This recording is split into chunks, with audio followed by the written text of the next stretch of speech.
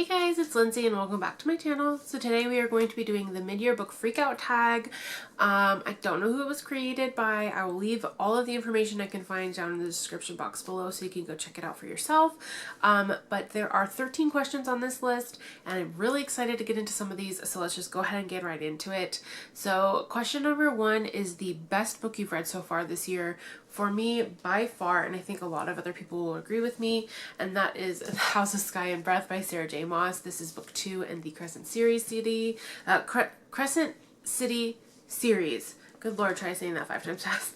I absolutely loved this book. It took me a whole month to get through, just based off of a lot of information that was given to me, so I had to take it in. So it took a whole month. It took from the date it came out to 1 month to the day to finish this book, and I very much enjoyed it. I just love Bryce and Hunt and everyone else in that series, and it's just like a breath of fresh air sometimes with reading some of their banter, but overall super cool book, and some of it is just mind-blowing, especially when you read the end and you're like, what is happening? I have so many theories, so I'm super excited for book 3 to come out, although I am very upset that we are going to be getting book 3 of the Crescent City series before we get Azriel's book from A Court of Thorns and Roses.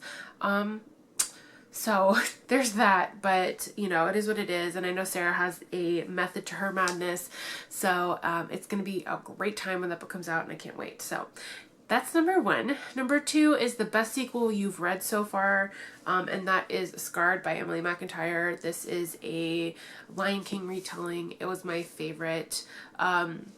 These aren't really like the same series, like same characters in different books. These are companion novels, so they are in this like a series, but they're not the same characters. So like I said, this is a Lion King retelling. It was very good. I highly recommend it. However, if you do have some triggers, make sure you check the trigger warnings before you read these, because some of it can be very graphic, and just fair warning on that one. And then number 3 on the list is a new release you haven't read yet but want to, and that is Something Wilder by Christina Lauren. This book came out last month, I believe. I got it at Barnes & Noble, and I have not read it yet. I'm like really excited to read it. I just haven't gotten to it yet. So this will probably be read next month, if not sooner, but I'm very excited for it. Christina Lauren is one of those authors or duo authors that I just automatically pick up, and I'm super excited for it. So anyway, this will be read shortly, I am sure. Number 4 on my list is most anticipated release for the second half of the year, and without a doubt, that is Kingdom of the Feared by Carrie Maniscalco. This is book 3 in the Kingdom of the Wicked series that she has. The first book was YA, second book was New Adult. I believe the third book is going to be adult. I really hope that that's the case, because we were left on a little bit of a cliffhanger for book 2. So I'm very excited to get to Kingdom of the Cursed when it does come out, or Kingdom of the Feared when it does come out. It does come out in September, so we are counting down the days until Carrie finally lets us have that book in our hands. So super excited. If you haven't read it, I highly recommend it, and it is one of my all-time favorites. So number 5 is your biggest disappointment, and without a surprise for me, that is Promises and Pomegranates by Savara Miller. I ended up giving this book 3 stars. It was not a book for me. It is more mafia than it is retelling. Overall, not a bad book, but just did not live up to my hype. So anyway. Number 6 is the biggest surprise, and without a doubt, that is Ice Planet Barbarians by Ruby Dixon. I thought I was going to absolutely hate this book because I'm not a sci-fi reader, number 1. Number 2, I don't really read alien books. They're not a thing, and I knew that this was a like fan fiction of Avatar, so like I didn't know what to think, and it was a very pleasant surprise. I quite enjoyed it. I think I ended up giving it 3.5 stars overall. It was not like the best of literature, but it was a fun time and I didn't mind it. So actually very surprised by this one. All right, number 7 on my list is the favorite new author or debut or new to you author, and for me that is A.L. Jackson.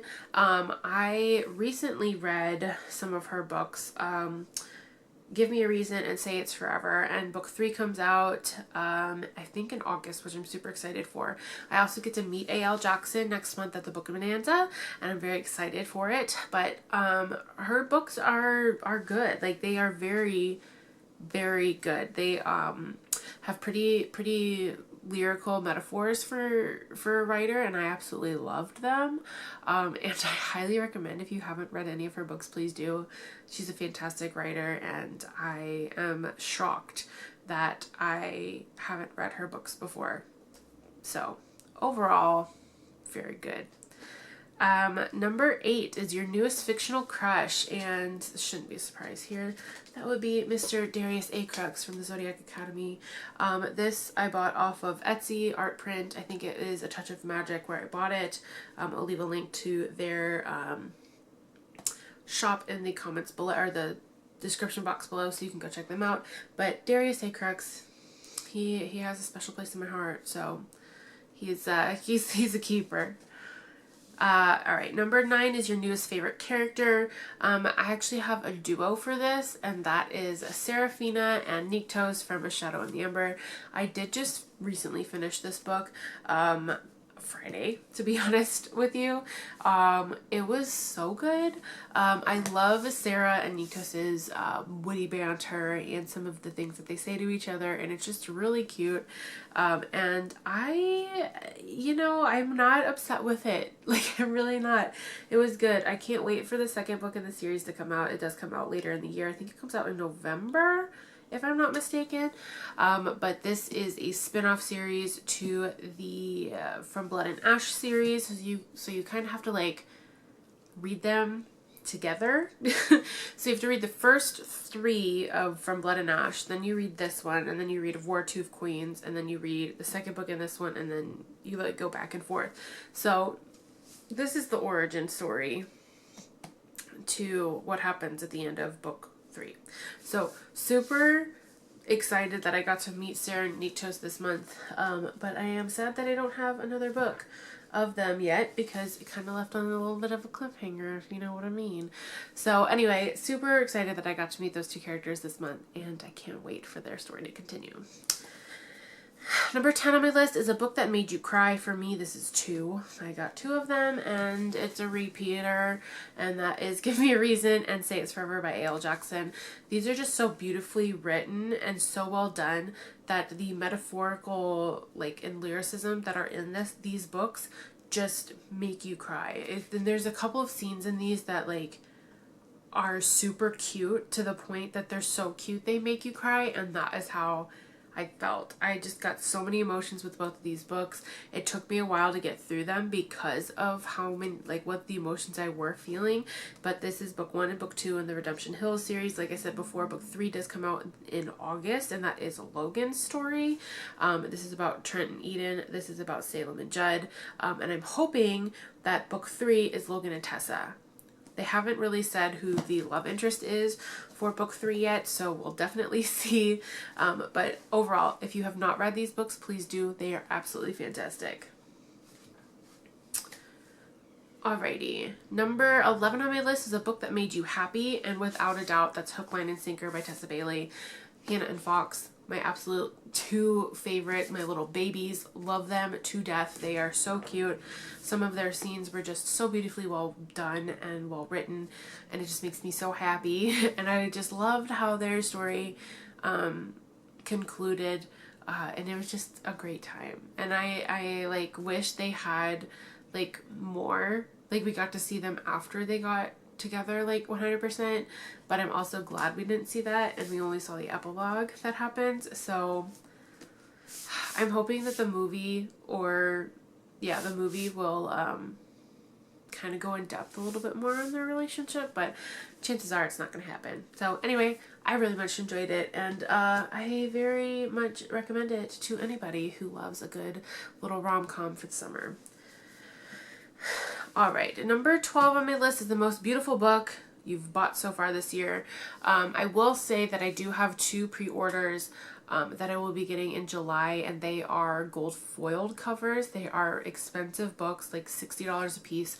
They're beautiful editions, and I will be getting them in July, and they are so pretty I don't even know what to do with. But for right now, the prettiest book I own is House of Sky and Breath by Sarah J. Maas. This book is just so beautiful. This cover art, even the inside, is just so stunning and well done, that it's just like breathtaking at certain points. You're just like, and every time you look at it, you find something new. You know what I mean? I'm like, there's a dang unicorn right here, and it's just like, and a snake, and you just keep looking at it and you find new things. So I am so excited to get, like, when the 3rd book comes out, I am going to devour that. I'm looking forward to it so much. It's going to be so good. So anyway, that was number 12. And then the last question on this list is, what book do you need to read by the end of the year? That is A War of Two Queens by Jennifer L. Armentrout. Like I said, I did just read A Shadow in the Amber, and I have to finish the series, at least what is out so far. So War of Two Queens is book 4 in the From Blood and Ash series. And like I said, I've got theories upon theories about things that are happening, from the first book of the Flesh and Fire series to the last book in the Blood and Ash series. So I've just got a lot of stuff that is going through my head that I believe is going to happen, but you never know. So it'll be a fun time nevertheless. So that is the mid-year book freakout tag. If you have read any of these books, or if you have done this tag, please leave it in the comments below so I can go watch it myself. And yeah, so I'm very excited. I read a lot of books so far this year, and the fact that these have made like the top of the top, I'm just like, I can't believe we're at that point. So like already it's almost July, like holy cow. Anyway, if you guys have any video suggestions or book recommendations, please let me know what you thought, what you think I should do or read in the future, and I will see you guys in the next video.